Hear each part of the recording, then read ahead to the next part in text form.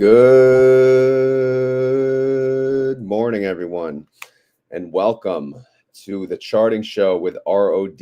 Very special guest from our Discord. If you guys are in the Discord, you probably know who he is if you hang around the options channel.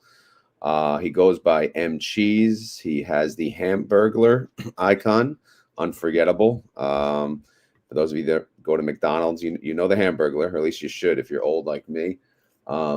But M Cheese, thanks for joining us this morning. And if you don't mind, want to give a quick intro to who you are and how'd you get here? Yeah, thanks again, Rod. And so basically, I've been option trading for about 11 years or so, since 2014. Well, I guess it's almost getting to be 12. But I found Rod about maybe 2 years ago, I'd say, from another Discord. Somebody was talking about it, and I was already into options trading and wanting to get into some dividends as well. So that's kind of pretty much how I found Rod's channel. But yeah, we could just talk about a little bit of charting and just what I guess if the best thing to do is just ask some questions in the chat, and we can go over anything you want to learn. I mean, I'm not a super expert, but I can just go over definitely some basics and some ways to use the chart to get better entries and exits.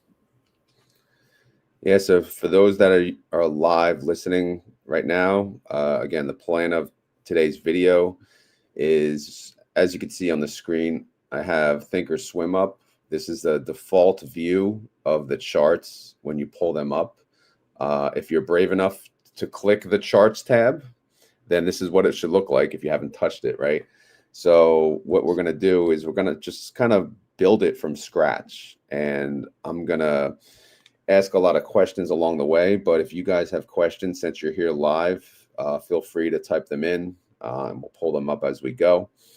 Right now, I have the Qs up, M Cheese. Is that okay for the current view, or should we pull up another ticker or index? Yeah, I mean, index would be good to start with. And we can get into some popular stocks that people like to trade. You can do some NVIDIA or Amazon, things like that. Okay, cool. All right, yeah, we can add them. Once we get the whole view set up, maybe we could, pull them up and then talk about them and see what you see. Okay. All right, so the default view comes up with this pretty line, right? Green, red, green, Christmas colors. So this is like pretty basic for everyone to understand.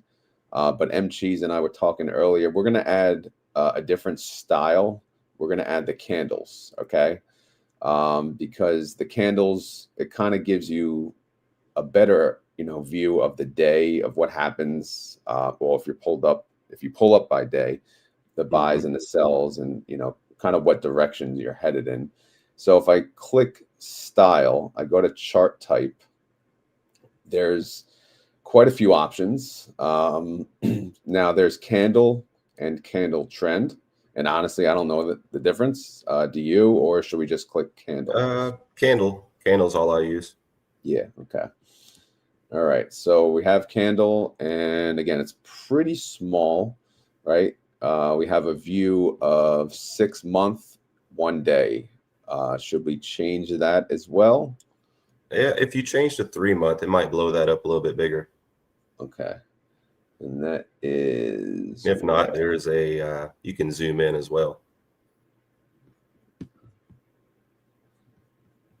No. Yeah, I could zoom in, right? Yeah. Click and drag. See if that helps. You drag to the right.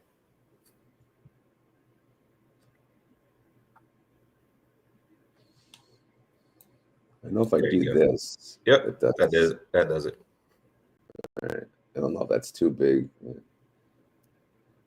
So we're out. Could be, but we'll be okay. Oh, we got 2 months worth about. So for those watching, I don't know if you could see, but you could see right now there are dates, individual dates on the bottom. So as you zoom out or in, you can obviously see what days are still pulling up. So it does go up to the 5th, which was the Friday. All right. Yep. So now, is there anything else before we start adding studies that you want to talk about? Or do you want to talk about the candles real quick? Okay. So yeah, I mean, this is real basic if anybody's done candle charting. Um, so yeah, the green candles are obviously if it starts at the bottom, or the whole body of the candle is green, as if it closes higher and than it opened in the morning. And then you'll see the wicks of the candle. That's basically the highs and the lows. So the big red body right there, that's when everybody knows that day. The bottom of the market that we had recently just shot up straight up since then. So you're basically looking for the big candles like that, show strong momentum when you get the big body candles. When you get those really small body candles with the wicks on both ends, a lot of times that means a lot of indecision in the market or the market's consolidating. So those are good areas as well. Like if you're looking for, it depends on the certain strategies that you're trying to trade. If you want to trade more of a neutral strategy, I like to see, smaller candles like that. And also being sort of in the middle of the range, the most recent 3-month range, I like to be sort of in the middle of that. So we'll talk about that also when we get the moving averages put on the chart. So if we look at like this, well, I guess number one, why is red shaded and then green is not? I Is think that that's just just the default. I mean, I have mine where it colors them in, but it colors the green in too? right. So Yeah. you can Okay. get into settings and mess around with that some, but Okay. I It's weird think that that they default it that way. yeah, it just defaults to that way. I Yeah. do like to have it colored in. It just makes it a little easier for me to see. But if you're, I guess, concerned with the red base, this Yeah. way Yeah. makes them stand out. So So if we look at that awful day, November 20th, right? So you're saying this is the high, this top of the line, and this is the mhm, low, right? Of yep, that day. And then there's the bar. What what decides, like, why is the bar cut off to here and here? Like what so why is there a little wick? What decides how big the wick is, I guess, if that's what they right, call it. yeah, the body of the candle, which is the colored part, that's the open and the close. So if it's red, the open is right there where your pointer's at. And then if it closes below the open, that's what makes it the red color. So the wicks just show the highs and the lows. If that makes sense. Okay, so we opened here. I Mm-hmm. don't know if everyone can see my arrow, and we closed here. Correct. And then here in the green, we opened on the bottom and then Right. we closed here. Exactly. Yep. Okay. You got it. All right. And I'm asking this just so everyone knows I'm asking this question because I honestly did not know. So I'm not a candle person, so I'm learning as we go. So obviously since November 20th, pretty, pretty, very pretty. Very pretty. So except this one day, obviously it kind of it had a low and then it just came It recovered. Yeah. yeah, pretty good So it's been a recovery. very strong market. Haven't seen too much of a slowdown, the last 2 or 3 weeks. So it's good depending on your position. It definitely whipsawed a lot of people. That big red day, a lot of people started probably selling off and getting short, which is typically what people do at the bottom. So caught a lot of people short, and I think that's what led to that rally. But if you look at the volume bars, I like to look at that as well down at the bottom. Yeah. So if you see a big candle on a big volume, like you see it on 1120, a Yeah. lot of times that can mean what they call capitulation selling. So it's basically all the weak players just getting out, getting margin called, things like that at the bottom, and that's when usually the big players get in down there at the bottom after that happens. So they call it a capitulation low. What do they call it here? The volume was pretty high on the green day Yeah, yeah, following, right? yeah. Usually, like when you see a volume that's a high volume candle like that, but you see what they call a doji candle, which is you see high wicks on both ends of the candle in a really small body. So a lot of times when I look at that and I see that kind of near the bottom of a downtrend, and if I see that on really high volume, usually that's accumulation, a sign of accumulation. So that's when all the big players are starting to kind of build their position. They're trying to move the price around a lot, but it's not really going anywhere, which is why you see that indecision candle. Now, when you look at this daily, or when the market's open, do you look at the candle currently as it's moving as to it's forming. determine? Yeah. I like to, just to get an idea. I mean, that's why a lot of people prefer to close near, or to trade near the close of the day, so they can see basically what the candle is going to look like. So it all, it all depends on your style. Like if you're a day trader, obviously you'll be using intraday candles, like 15-minute charts, 30-minute charts, even down to 5-minute, 1 minute, depending on what you're trying to do. So, Yeah. but I do like to keep the daily chart in mind, even if you are doing those intraday trades, because you don't want to go against what the daily chart is doing. You'd rather kind of be with that trend if at all possible. Look at this day. That was pretty rough. That's a good one. Yeah. That was a big scare day. I remember that one. Yeah. I don't know if this goes back to April. Yeah, you got it set for 6 months. So let's see. Yeah. So yeah, it no, might it's not, not not get to April. All right. So anything else on candles or volume before we start to add studies? Yeah, let's just go ahead and do the studies. So we'll just talk about the I like to have it exponential. Oh, sorry. Go ahead. No, I was going to say right now, it shows to the right price, volume, and lower. Obviously, everything shows empty. Again, this would be, if you're a Thinkorswim user, this is what it's going to look like, right? So obviously, I defaulted everything from scratch. So hopefully, this could help people as they go. All right. Sorry, continue. Okay. Search exponential, you said? Yeah, exponential. Okay. There you go. So for the exponential moving averages, I like to use those for the shorter time frames. Basically, the ones I like to use are the 8 exponential, the 20 exponential, and the 50. A lot of times people use the 50 simple moving average, but I like to use the exponential. And the difference between those is exponential, it just basically weights the most prior, or the most recent action, price action. It weights it a little more heavily versus the simple moving average. It just basically averages it out as a straight line, across all the periods. So, okay. So I chose exponential.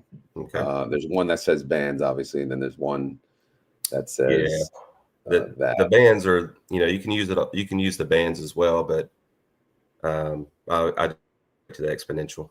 The bands. If you don't choose I guess the bands are more built for you, and if you choose this, you can custom build it, maybe more so. I don't know. That's pretty much it. Yeah. The bands have, I think, 3 or 4 moving averages in that one study.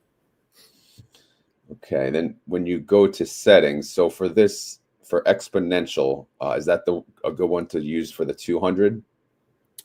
The 200, I usually do a SMA, which is a simple moving average. Okay. So let's start with that then. Okay.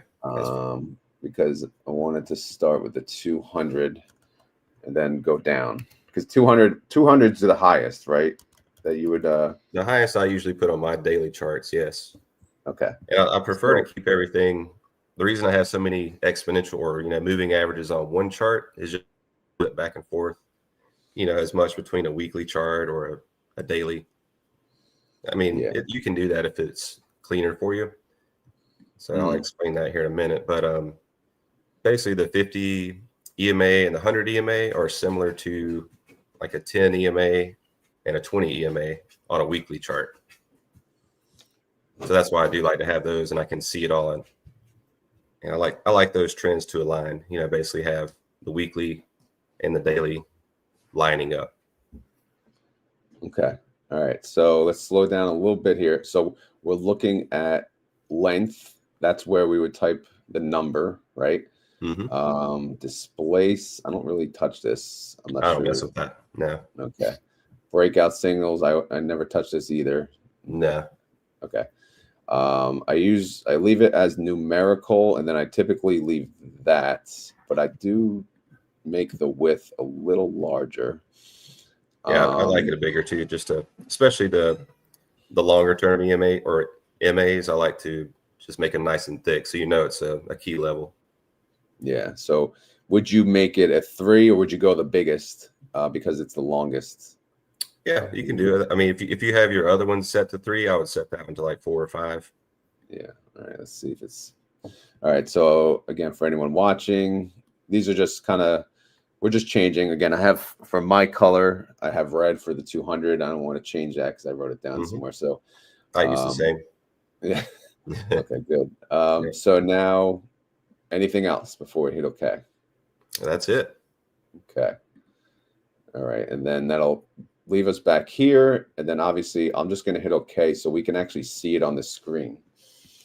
All right. So what the 200 SMA, obviously it's way down here. It's around the 547. We're trading around 625. What does that tell you, right, when you look at this? Well, first of all, I mean, just as a broad view, I like anything that I'm trying to trade as a bullish trade. I like to see that above the 200 MA is number one. So like if you want to make a checklist of things to look for, for a bullish trade, I would say just be above the 200 SMA to make things a little bit easier for you. You don't want to fight that long-term trend. So if we were at a price below the 200 SMA, you would not be messing around. At least I would be thinking about getting my position size smaller. Like if this is something I want to do long-term, if it's an index, that's one thing. Like an index below the 200 MA is not quite as bad as say a stock below the 200, because a stock can just go down way far below that 200. But the indexes, usually they have a little bit better chance of coming back up, and you probably actually want to buy slightly at or below, on an index, because that's a great price point to start if you're trying to do a long-term position, like such as the RODY or the RODY. Yeah. Call it RODY sometimes because that's my little inside joke. But yeah, so that's a good key area to start, I would say. Okay, so to keep it simple, again, we're trading well above it, right? And so that alone, but as long as we're above it, you're comfortable. As long as you're above it, I would be fine. I mean, it doesn't really matter so much about the distance above. Now, there's one thing we can talk about, which is the Bollinger Bands, which some people may be familiar with. You can do that, and it's based on the 20 EMA or the 20 SMA is the midline for that. And so once you start getting, too far away basically from that middle average line, I would probably be more cautious on entering any kind of bullish positions. And I've even seen people put it on the 200 SMA. You can turn a Bollinger Band into something like a 200. And if you start seeing it towards the top of that channel, I'd be more cautious of getting in any kind of bullish position. Wow. Okay. We're going to add the Bollinger Bands, but I want to add the 100-day, if that's okay. Yeah.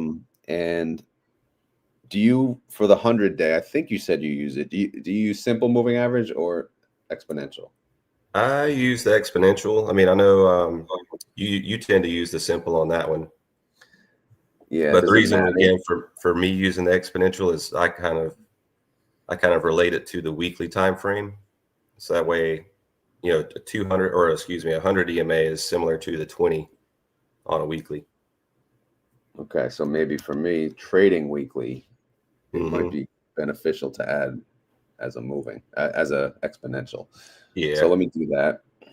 Yeah, the only one I tend to keep as the SMA is the 200. Oh, okay. All right, so we're going to do length 100. Everything else is pretty much the same. I guess I could drop the width a number, and then I do have it as blue. It seems like there's not even like a regular blue there. All right, I'm going to hit OK. Yeah. Periwinkle. And then, okay, so the 100-day is a little higher, which, that kind of makes sense looking at the candles and everything. But looking at this, what is this? What do you see? All right, so once you start getting more than one moving average, this is kind of going to give you a clearer picture about the trend. So just being above the 200, it's a good sign. But when you see it where the 100 is also above the 200, that's an even better sign that the the medium to long-term trend is also in your favor. So the lower you get on the time frames, obviously the more the shorter time frame that the trend is in alignment with. So once you start getting down to the 20 EMA, that's going to be more like your shorter term time frame. So there's this thing that they call, so if you're trying to do a bullish trade, you want to see all the EMAs, or all the moving averages stacked in chronological order. So you want the 100 above the 200, you want the 50, to be above the 100, and so on. Okay, so the 100 is, if the 100 was below the 200, what would that tell you? That would be a little bit of a red flag. That means it's more in a downturn, in a longer term time frame. Yeah. So especially if it was a single stock, I would probably not want to be in that one at all. I would just skip it and move on to something else. Okay. All right. So as far as charting goes, you kind of referenced it twice. Mm-hmm. You do treat indexes a little different than individual underlyings. I do, just because they have, they tend to have the long-term drift upwards, and you'll see the same thing with a lot of the quality stocks. So it all really depends on your time frame. If you're trying to just swing trade this for, a month or 2 months, I would want to have all. You cut out a little.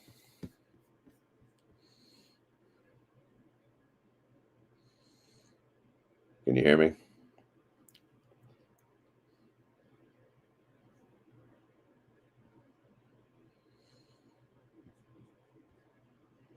Technical difficulties for M Cheese. Yeah, we still can't hear you.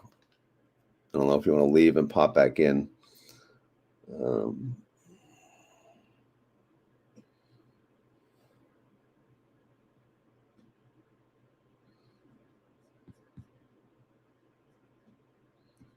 I assume no one can hear him. Can you guys hear me in the chat? Okay, he left. When he pops back in, I'll bring him up.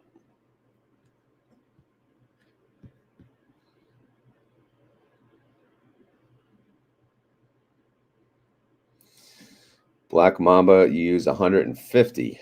Do you use 100 and 200 or just the 150? High time moving average.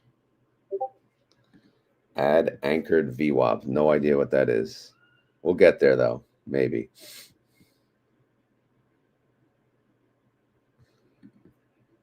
Yeah, we're moving down in averages, but we'll get there. Got to have you on one day, Black Mamba. Hello. Sorry, guys. All good.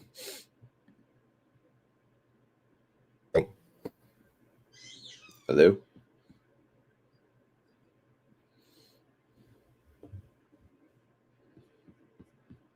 Can't hear you again.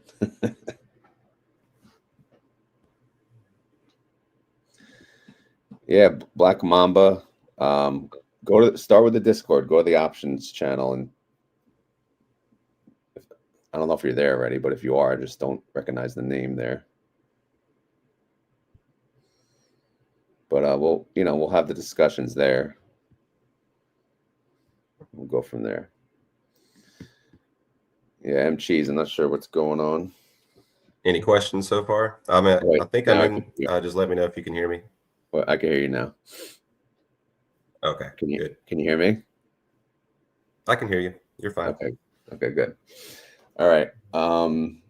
Yeah, I was just chatting with Black Mamba Trader. He seems like a chart guy, so we'll have to. I told him to go to the Discord. We'll continue the conversation with him there, but he seems to have a lot of knowledge.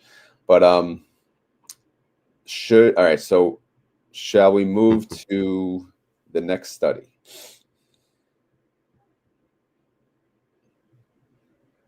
Can you hear me? So I don't know if it's on my end or if it's... Oh, now I can hear you. All right. So I'm going to pull up the next study. Should we pull up the Bollinger Bands? Until it catches up.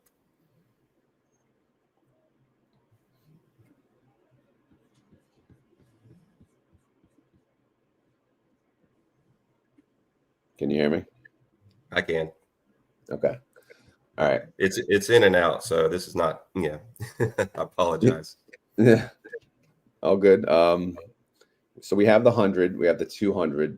Should we add a 50 or a 20, or should we add the Bollinger Bands? Oh.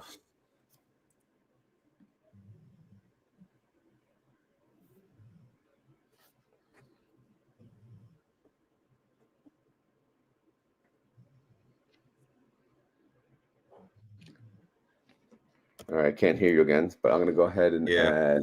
Hey, I'm going to try to go out and come back in. Okay.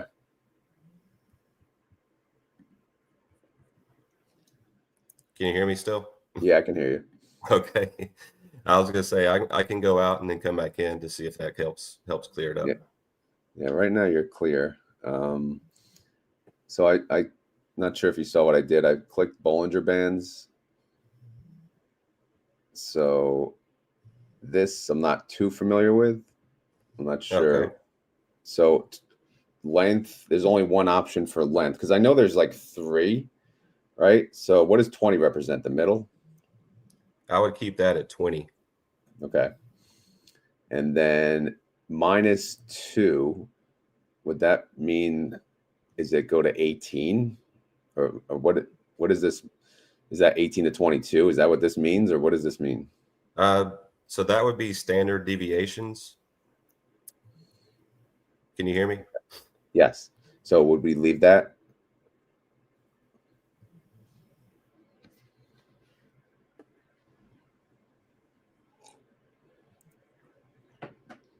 Can you hear me okay, Rod? Now I can, yeah.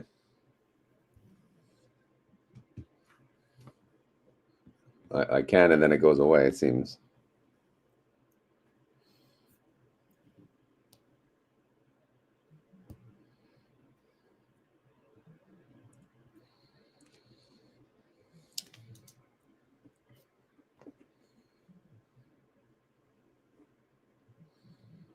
Yeah, not sure. I have all my bars, but Yeah, I do too, which is really strange that it's not working so great. Okay. right. So you were asking about those the +2 and -2, correct? Yeah. Let me I have Discord open. I'm gonna quit it just in case. Sometimes that disrupts it. Okay. So yeah, I'm sorry. -2, -2, or -2 and 2, down up. Is this something so you that's play just with? the standard deviations from that middle moving average of 20. Okay. So it just basically means, if you start getting too far away from the moving average, 2 standard deviations away, that's when you want to look for a little bit of a reversal in most cases. Okay. So you would leave the 2 on both sections, right?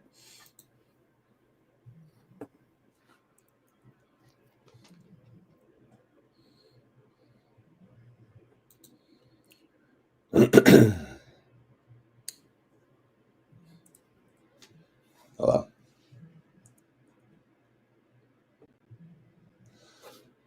Okay. Can you hear me? Can you hear me? So can you hear me at all? Because this. Now I can. Okay. Golly. All right. All right. Technology. Here we go. So I if you think you want to said, make that an exponential moving average, you can change that to exponential, and that will line up to the 20 EMA. Okay. And then down here, you said you typically leave the width maybe smaller as you get Right to the closer. All right. So I use green for the 20. Yeah, I use green. Then there's lower and upper band. Do we do anything with that? I think we had that on the others too, but I never really. Yeah, the lower and the upper You can change to whatever color you like. So I just keep it pretty much the default. Okay. But the lower band is going to correlate to that -2 standard deviations, and the upper band correlates to the second one, what is the positive standard deviations. Okay. So maybe another type of red there, upper green. I don't know. Let's see. Whoa, I don't know. And then I guess we'll leave the width for now. What I typically do, I keep it the same. Same width. I like to keep it the same color on both the bands just to make it easier to read. Okay. So then I have green for the middle. So you would keep the same for lower and upper. Yeah, the same color. All right. So I'll just make them a different shade of green. There you go. Width 1, right? Or geez, because I made this a 3. Okay. Let's see what it looks like. All right. So that's good for that study. Okay, so the green kind of blends in. So it may not be a good color, actually. Right? There we go. Okay. Hello? I'm here. I think it could just have to be with maybe StreamYard just doesn't like to stream the charts, maybe with multiple people on. I'm not really sure. They don't like charting. Maybe not. They don't understand it, so they're shutting it down. Yeah. So this, okay. All right, so we have green for the 20, and then obviously the upper and lower levels. Mm-hmm. Well, actually, no. Yeah, right here. So what are we looking at? If your audio works. Okay. So you have the 20 EMA in the middle, which is the kind of shorter term time frame. It's the one that a lot of people use for, like, say, the trend over the next 2 to 3 weeks is kind of the way I like to see it. So if you see the bar starting to get towards the top of that channel, the Bollinger Band channel, a lot of times it can be, once we get RSI put on the chart, if you see it near the top of that and RSI is high, you can kind of start looking for a possible reversal point. So can you repeat that? If you see what above what? So if you see, if you start having price trade near the top of that Bollinger Band channel, a lot of times, you can possibly have reversals at that point in time. But there's a lot of caveats to it. So if you see the Bollinger Bands start to squeeze together, what they call it, and then you start seeing the price, hitting either the upper or the lower, it could also signal just a new strong trend starting. Okay. So based on what we're seeing here, though, it's trading towards the top of the bands. Mm-hmm. So we could see a reversal.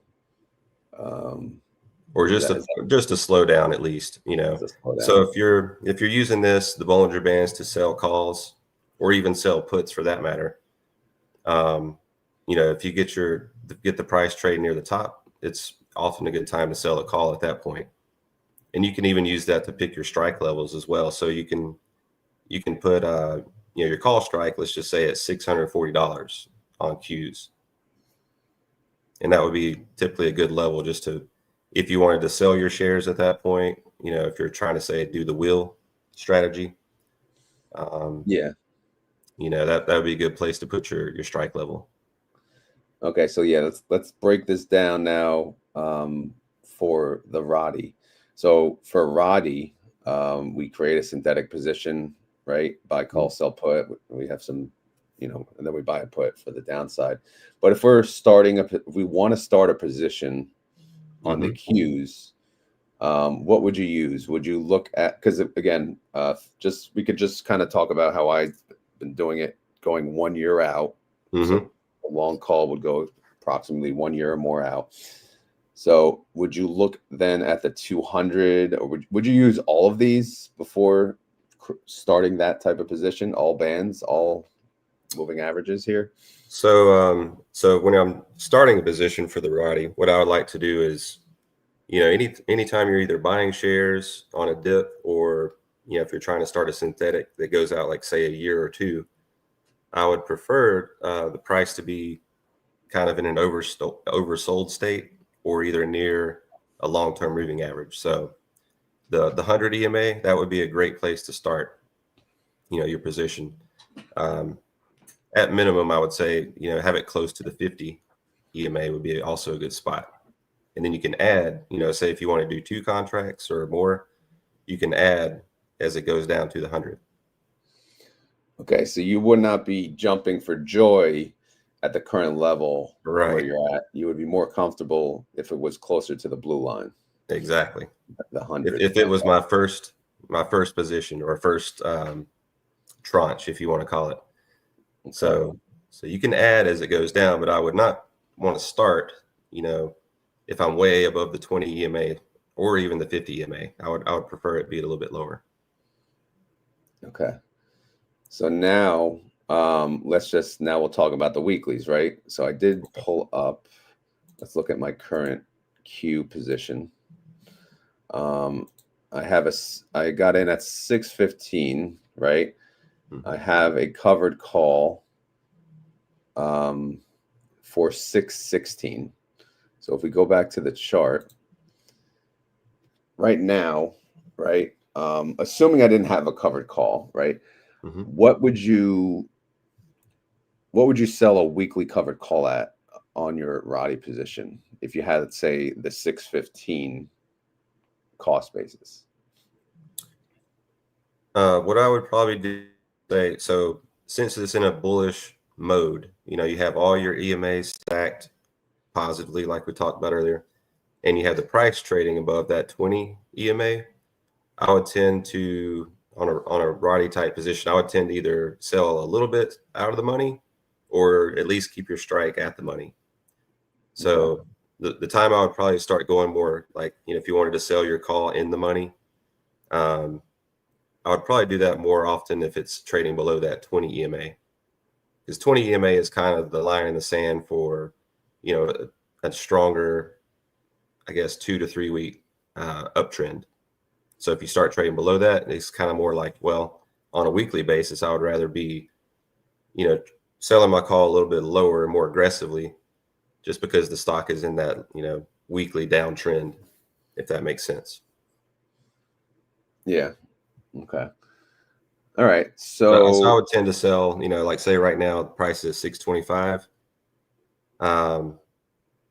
And let's just say you had a call to sell this week, I would probably go something like anywhere from 625 to 630.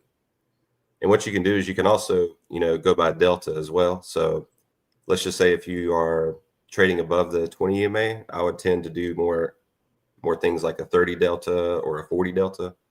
If it's trading below that 20 EMA, I would do things like a 60 delta or a 70 delta. So I would be in the money with my calls. Okay. To be protective. And so mine, obviously, I'm at the 616, right? Mm-hmm. So I'm pretty deep in the money. So, and we talked about, the deltas. Obviously, that would be a higher delta, and not charting related. But you said the higher the delta, the more likely you could be assigned. Is that correct? Correct. Yeah. Okay. So it's also similar to selling a put. An out of the money put is similar to an in the money call. So, and the way to kind of figure that is, if you're selling a 70 delta call and you look across, if you're on the option chain, you can even go to an option chain right now, and I can explain that. Yeah. But if you look, I can pull it up. Okay. So it'd probably make more sense to see it. Look at that. I got Alpha up. See that? I see what you've been worried about lately. Yeah. Yes. Alpha's finally working. All right. Let's see. Let me, yeah. Well, I guess I can keep my positions on the bottom too. Yeah, that's fine. Because my current position, let's see, it's at a 74 delta, right? No, wait, that's not it. Here it is. It might not tell you the delta down there, Yeah, I unless, thought I well, had delta on this. Yeah, it's not on the screen. All right, never mind. yeah. All right, so let me get rid of that then. All right, so would you want to pull up the Friday expiration? Okay, so Friday. All right, so if you look at the delta, let's just go to the call side over there on the left. So if you're looking at a 70 delta, Okay. that'd be the 620 strike. Yep. Now, if you go over to the 620 strike on the put side, Yep. notice the delta is pretty close to 30. Yeah. So that's what, what I'm talking about. It's pretty similar to having a 30 delta put. That's where I'm getting that from. Oh, okay. So you're selling, this would be selling the out of the money put at 620. And then this would be selling the in the money call at 0.70 or the 620 strike. So Right. that's what you're kind of referencing. Yep. So like, say if you're, when you sell an out of the money put, what you do, you're being more conservative versus like selling, say, a 50 delta put at the money. So by selling the in the money call, you're basically being more conservative for that week time frame. So it gives you that protection down to that 620 strike. So you have $5 basically of intrinsic value, $5.48, I guess. It's funny. I've heard you say that, In the selling Discord. in the money put is the same as this.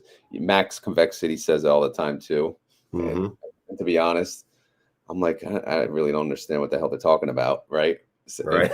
I've never really broke it down. I still kind of don't really grasp it, but I kind of get it looking at the visual. Yeah. But yeah, I get the concept. Yeah, the premium that you're getting is the same or roughly the same. So if you look at the extrinsic value, well, it's kind of hard to see on this until the market opens, because these prices aren't going to be live. But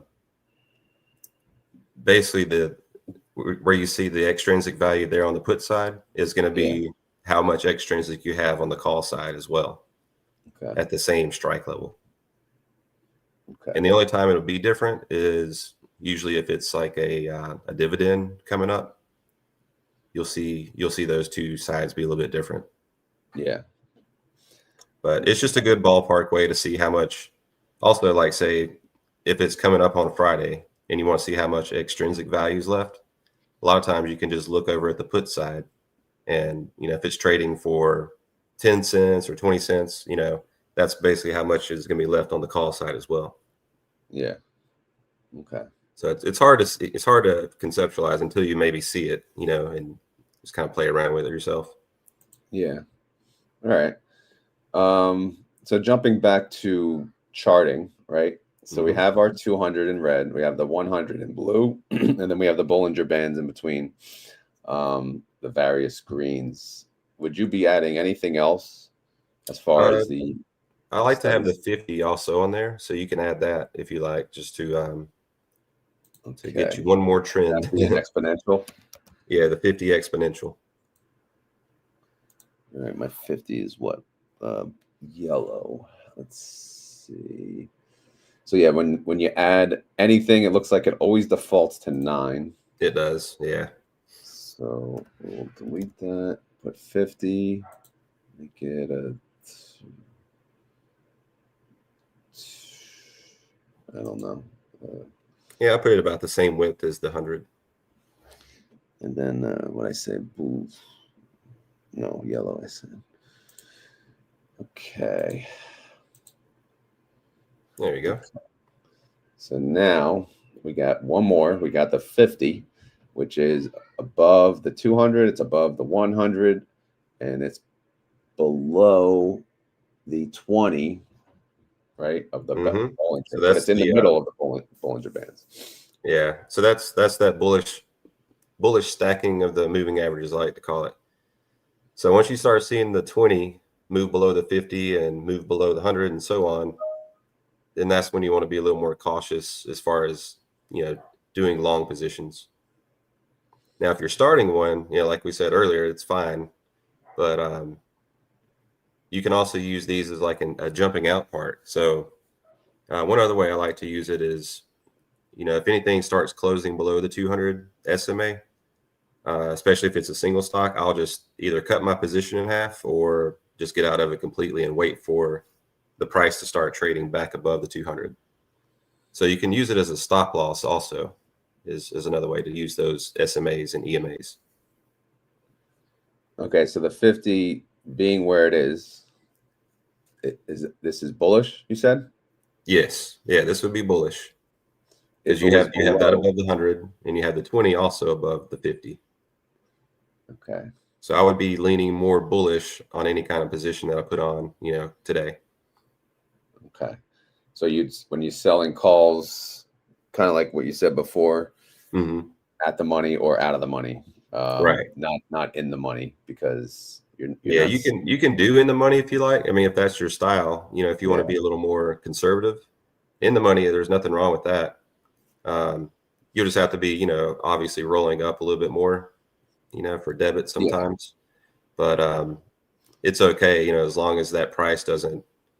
It actually keeps it from whipsawing on you too much, because if you stay in the money, you have that protection down to that strike. So I would rather have a 70% chance of keeping, all the extrinsic value versus, a 30% chance, like if you have a 30 delta call.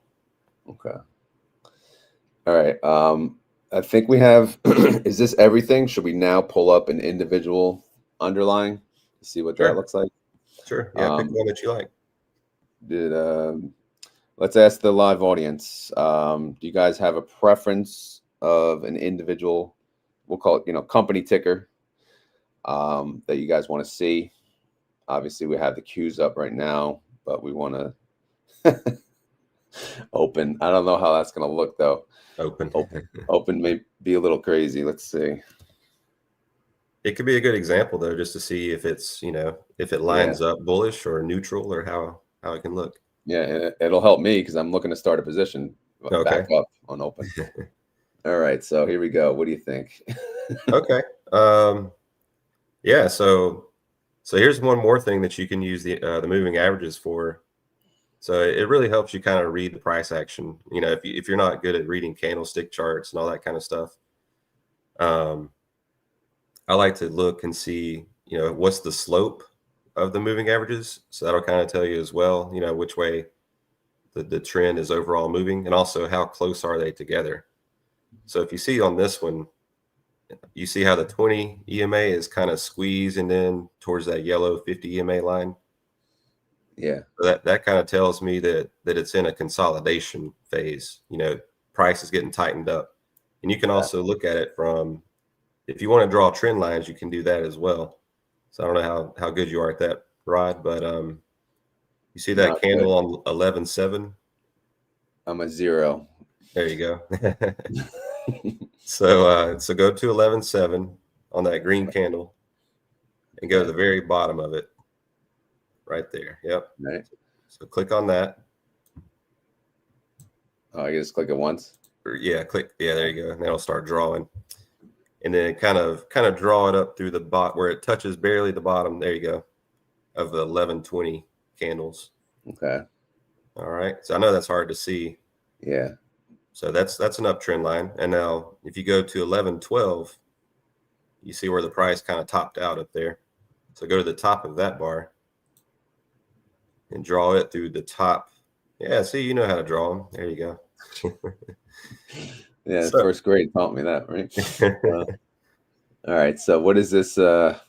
It's trending up, it's trending down. What are we doing? Up, trending down. This is what you call a wedge, as a wedge chart pattern. So you can see it through either drawing the trend lines, or you can look at the moving averages and see how they're squeezing together. And it kind of tells you the same thing, that price is, consolidating in a tight pattern. So at this stage, I would be kind of waiting for the price to break out above either of those trend lines or break down below that lower trend line. So it's in kind of like a no man's land. Yeah, that's price it. could go either way. my thought without doing this, it's been trading between the 7 and 8 range, right? Mm-hmm. So I'm comfortable at the 7. I mean, preferably a $7 synthetic would be better, but I'm comfortable with an 8 as well, Yeah. right? Okay. So I'm not sure. Is this is kind of telling me like 750 is probably the ideal range. Is that? Yeah. I mean, if you're starting just with one contract or whatever your position size is to start, if you want to break it up into 2 to 3 different entry levels, you could do your first entry right now because it's at the 50 EMA, so it's not a bad spot. And let's just say a price does break down to that 100 EMA around $6, you could add your second contract in there. Yeah. So that's kind of how I would look at Yeah, you so want you to kind of wouldn't scale into the position. go all in. You'd Right. dabble and then go from Exactly. there. Yeah, I would any kind of position, this is just me, but any position I usually start out just going in, either a third of my position or a half or a quarter. Just depends on how aggressive I want to be and what the overall position size I eventually want to end up at. Yeah. So if it's a lower price stock like open, and you can go in, you can still do like, I don't know, 10 contracts, let's just call it. You can start out um, with almost half of those if you'd like, or you can start out with 2 or 3 contracts. It's up to you. Okay. Yeah, we are headed, it looks like we have less than 10 minutes now, but I did want to add RSI. I know Yes. you mentioned it earlier. We have, because it defaults to the chart and then it defaults to volume, Mm-hmm. but RSI, I believe that would be an additional study, right? You'd add it through the studies. Right. So if you type in, I assume it's just RSI. I don't know what RSI crossover is. Yeah, I just use the regular RSI. Okay, so then And I it typically adds. leave it at the settings, but we can go into it and look at it. Okay. I actually do change the overbought and oversold level. I like to make those a little bit higher, so I'll do that one at 80. Okay. What And then about that one at oversold? 20. And that just gives you a little more, indication that it's really either overbought or oversold. Okay. And the other stuff I usually leave about the same. Okay. Yeah, there you go. All right. And then hit OK. And then it'll add it to the bottom. When you do a trend line, by the way, does it just stay there? Or how does that? It does. Yeah. You can delete those though if you like. But like if another day happens and it closes, does it continue the trend on the next day? You have to extend it out. So you Oh, have to okay. So, manually go in and you got to right click on, click on the far right side. Just keep yeah. moving that trend line. So Okay. you can adjust them, as they go. And whenever the Yeah. tops and bottoms change a little bit, you can kind of inch it up or down to fit it. Because basically when you draw a trend line, you want to, it's preferable to hit it in like 2 to 3 spots. And you try to pick the highs and the lows, of the recent action. Yeah. Okay. So All right. right now you have it in 2 spots, kind of. Yeah. All right. RSI. Let's make sure we get that in. Okay. Right. We have. Well, I guess it's been. So you got 80 at the top. Yeah. Yeah. The middle line is the RSI line. Yeah. And you'll see the readout on it says 47. Yeah. So the way I kind of read RSI is you can use that also as like a level, to get into a stock. So say if you're trying to get into a longer term position, I like to have RSI below 50, like just say between 30 and 40 is a good spot to start. If you're entering a position. If you're entering, yeah. Yeah. So. And if it's above the 50, you would kind of wait, I guess. Right. As far as an entry, yeah. Because it's overbought. Yes. Yeah. It's getting close. I mean, anything above the 50 just means it's in a bullish kind of a trend. If you start getting below the 50 and it stays below the 50, then it usually signifies more of a bearish trend. But yeah, anything on an RSI, if it's between, just call it 40 to 60 in that range, it's pretty neutral. It's in a neutral territory. So this 47, that's pretty almost smack dab in the middle. And you can see by the chart as well, you know, those trend lines we drew, it also is all talking, you know, it's basically telling me it's neutral at this point. So, so you can get in, you know, right now it's okay, but it's not like the most preferable, I would say, for a long-term position, but it's not a bad place to start. Yeah, I'm not like getting a steal right now, but I'm not killing myself either. So. Right. Yeah, you're not being over aggressive getting in when it's like, say, RSI 70. Let's just call it. Yeah, you probably wouldn't want to start anything when it's that high. Okay. All right. No, I appreciate that. Obviously, so we basically made a chart. I know people are kind of rolling in a little late. We created the chart from scratch. I believe Thinkorswim kind of just saves it as you add it. Same thing like with the view of everything else, the RSI and whatnot. Would you do anything to the volume though before we wrap this up? No, the volume I usually keep it standard. I mean, the only thing I really have on my chart is I like to have a moving average of the volume, and I mean that could be a whole nother discussion. But usually when it gets above, you know, let's just call it a 20-day moving average on the volume, it usually signifies, you know, a little more of a, I don't know what you want to call it.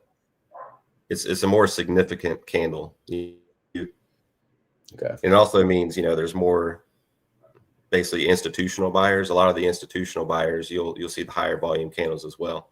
So I pay attention to those. If you see, you know, at the top of a trend, if you see, you know, high volume red bars that are above that moving average, then I take that as like a distribution signal, you know, basically that the bigger players are starting to exit their positions. And then vice versa. If I see a downtrend and then all of a sudden you see a big green candle on the volume bar and it's above that moving average, you know, I tend to look at that as more of a, you know, the buyer stepping in. Okay. All right. So no, thanks for going through this. Obviously, to everyone listening, either now or later, this will hopefully be one of many videos if M Cheese wants to, you know, continue to join us, because obviously he's a wealth of knowledge that we could use, and you know, this is not easy to even know where to begin, you know. Nonetheless, you know, I think we created something little. It's a pretty looking chart now, right? Not too bad. Obviously it kind of helped me on open too, which I appreciate. But do you have any final words, any pieces of advice for anyone who's trying to learn how to chart or where to begin? I know everyone uses a different platform, but is the idea the same for all different platforms? Or yeah, I mean, it's roughly the same. Yeah, I mean, the thing with charting is like it can get overwhelming and just you're looking at too many indicators at once, which I know that's the trouble, that is then you get analysis paralysis kind of thing, you know. So I like to keep it simple as you can, and really it's just focusing on, you know, the slope of the moving averages, how are they stacked. Just use that to, I guess, form your thesis. You know, is this a bullish stock or is it a bear stock? Is it more neutral? You know, with options especially, you're just trying to get a general idea. You're not trying to nail the entry. You know, let's just say if you're a day trader, that'd be a whole different, you know, type of skill you need for chart reading. But if you're just trying to sell options, you're just trying to get the overall gist of which way is this thing trying to go. So I would say just don't overwhelm yourself. You know, just keep it basic. Yeah. Know your role, stay in your lane. Right. Right. So as always, this is not financial advice. I am not a financial advisor. M Cheese is not a financial advisor. This video was for fun and entertainment. So hopefully everyone had fun. Hopefully everyone was entertained. And if so, feel free to hit the like button. If you have any questions, I would say put in the comments, but it would be easier to get a hold of M Cheese through our, you know, the Discord under the options trading channel. So there's a lot of us there. We're chatting all day for the most part, trying to make some moves or talk about moves or answer questions or ask questions. So if you're not in there, you know, and you want to know about options, it's a great place to start. If you want to hang on MCheese or think about a charting keyword, feel free to do that. So if you made it this far in the video and you want to prove it, you got to say the keyword. So MCheese, you got any chart keywords for us? Any nerdy keywords for the charting people? Oh Lord. What's a good, your favorite indicator, I guess? Maybe that'll be the keyword. Okay. Let's go 50 EMA because everybody hears me talk about that a lot. Okay, there you go. So if you're going to use anything, I think it sounds like the 50 EMA is a sweet spot. So if you made it this far in the video and you want to prove it, you got to type in 50 EMA. If you don't know what that is, then you got to rewatch this video again and again and again and again. And then you'll appreciate it. And then you can type in the keyword over and over. But yeah, anyway, the keyword today is 50 EMA. Thanks again, MCheese. Again, this is his second appearance on the morning show. Well, technically, this was the charting show. This could be a series of some sorts. But yeah, no, thank you again for your time. Any final words before we close up shop here? No, that's about it. Sorry for the technical difficulties. I'm not sure where that came from, but it happens. Hey, we'll blame StreamYard for that. So, yeah. But all good. We made it through. Thank you all for watching live. Thank you all for watching after the fact. We appreciate it. And I will talk to you later.